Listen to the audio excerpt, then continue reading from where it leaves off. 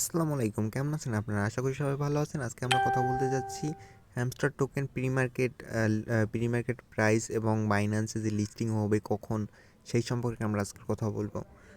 Hamster token pre মার্কেটে এখন price চলতেছে বাইবিটের ভিতরে 0.015 এরকম একটা প্রাইস চলতেছে বাইবিটের ভিতরে।